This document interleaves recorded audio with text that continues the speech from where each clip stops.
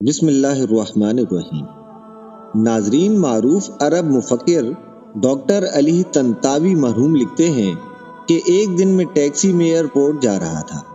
ہم سڑک پر اپنی لائن پر جا رہے تھے کہ اچانک کار پارکنگ سے ایک شخص انتہائی تیزی کے ساتھ گاڑی لے کر روڈ پر چڑھا۔ قریب تھا کہ ان کی گاڑی ہماری ٹیکسی سے ٹکرائے، لیکن ٹیکسی ڈرائیور نے لمحوں میں بریک لگائی اور ہم کسی بڑے حادثے سے بچ گئے۔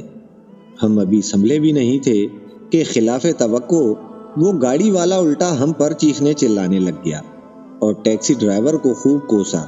ٹیکسی ڈرائیور نے اپنا غصہ روک کر اس سے معذرت کی اور مسکرا کر چل دیا۔ مجھے ٹیکسی ڈرائیور کے اس عمل پر حیرت ہوئی۔ میں نے ان سے پوچھا کہ غلطی اس کی تھی اور غلطی بھی ایسی کہ کسی بڑے حادثے سے دوچار ہو سکتے تھے، تو پھر آپ نے اس سے معافی کیوں مانگی؟ ٹیکسی ڈرائیور کا جواب میرے لیے ایک سبق تھا۔ وہ کہنے لگے کہ کچھ لوگ کچرے سے بھرے ٹرک کی طرح ہوتے ہیں، وہ گندگی اور کچرا لاد کر گھوم رہے ہوتے ہیں۔ وہ غصہ، مایوسی، ناکامی اور طرح طرح کے داخلی مسائل سے بھرے پڑے ہوتے ہیں۔ انہیں اپنے اندر جمع اس کچرے کو خالی کرنا ہوتا ہے۔